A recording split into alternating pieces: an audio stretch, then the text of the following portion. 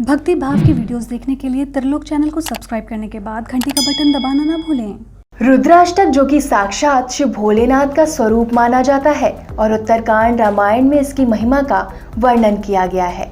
कहते हैं जो भी व्यक्ति सावन में पूरे मन से सच्ची भावना और भक्ति से रुद्राष्टक का पाठ करता या सुनता है या रुद्राष्टक से भोले बाबा का अभिषेक करता है, पूजा करता है, अर्चना करता है, उसके जीवन के सारे संकट और परेशानियां समाप्त हो जाती हैं और उसके जीवन की समस्त मनोकामनाएं पूर्ण हो जाती हैं।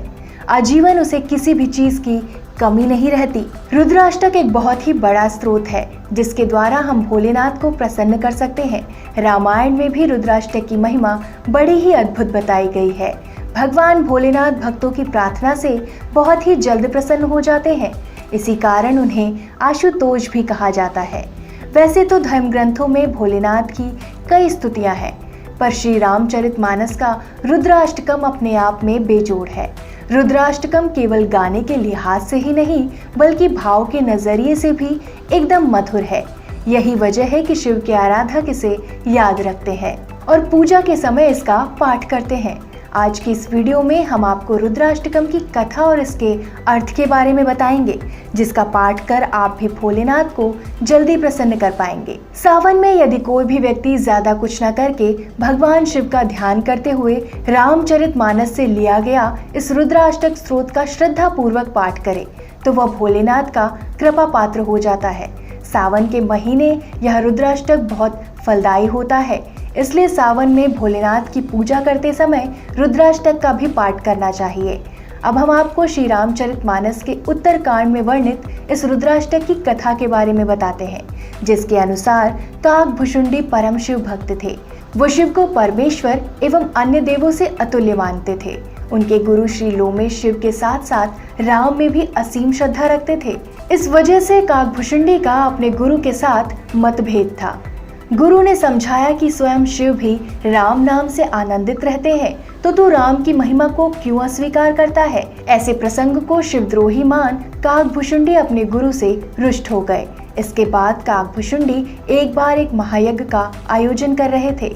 उन्होंने अपने यज्ञ के बारे में अपने गुरु को नहीं बताया, फिर भी उनके गुरु अपने भक्त के यज्ञ में सम्मिलित होने पहुंच गए।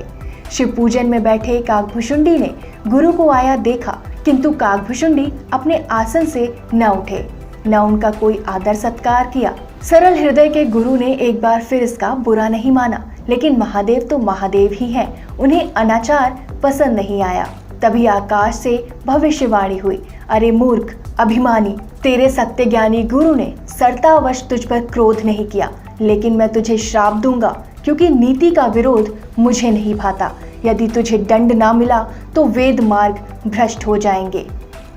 जो गुरु से ईर्ष्या करते हैं वो नर्क के भागी होते हैं। तो गुरु के सम्मुख भी अजगर की भांति ही बैठा रहा, इसलिए अस श्राप से अब तुम अजगर बन जाओगे। इस प्रचंड श्राप से दुखी होकर गुरु ने अपने शिष्य के लिए क्षमादान पाने की अपेक्षा से शिव को प्रसन्न करने के लिए गुरु ने प्रार्थना की और रुद्राष्टक का पाठ कर महादेव को प्रसन्न किया।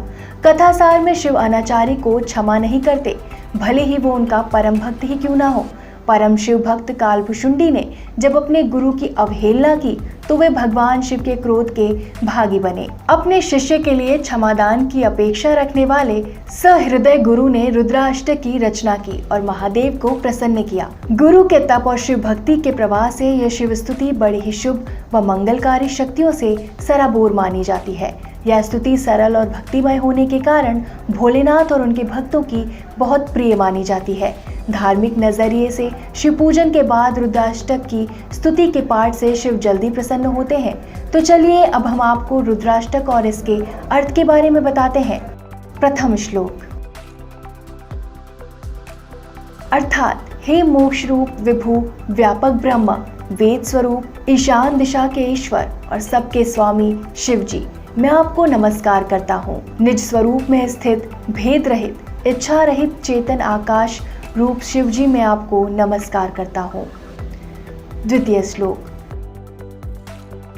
अर्थात निराकार ओंकार के मूल तुर्य यानी तीनों गुणों से अतीत, वाणी ज्ञान और इंद्रियों से परे, कैलाशपति विकराल महाकाल के भी काल, कृपालु गुणों के धाम, संसार से परे परमेश्वर को मैं नमस्कार करता हूँ।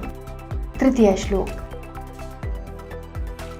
अर्थात जो हिमाचल के समान गौरवर्ण तथा गंभीर हैं, जिनके शरीर में करोड़ों कामदेवों की ज्योति एवं शोभा है, जिनके सिर पर सुंदर नदी गंगा जी विराजमान है, जिनके ललाट पर द्वितीया का चंद्रमा और गले में सर्प सुशोभित है। चतुर्थ श्लोक।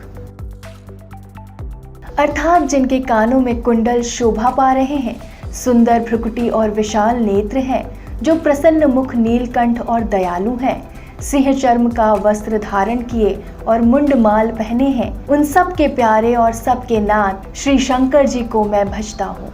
पंचम श्लोक। अर्थात प्रचंड श्रेष्ठ तेजस्वी परमेश्वर अखंड अजन्मा, करोड़ों सूर्य के समान प्रकाश वाले, तीनों प्रकाश के शूलों से निर्मूल करने वाले, हाथ में त्रिशूल धारण किए, भाव के द्वारा प्राप्त होने वाले भवानी के पति श्री शिव शंकर को मैं भजता हूँ। षष्ठ श्लोक।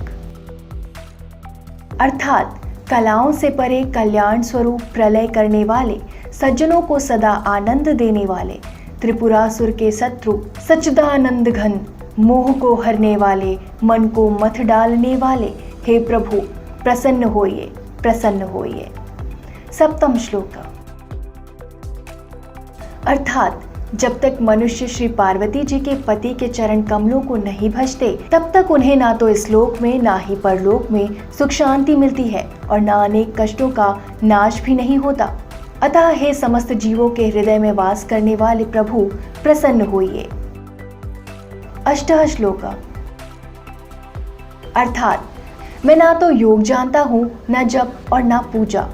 हे शंभो, मैं सदा सर्वदा आपको ही नमस्कार करता हूँ। हे प्रभु, बुढ़ापा तथा जन्म के दुख समूहों से जलते हुए मुझ दुखी की दुखों से रक्षा कीजिए। हे शंभो, मैं आपको नमस्कार करता हूँ। नवम श्लोक।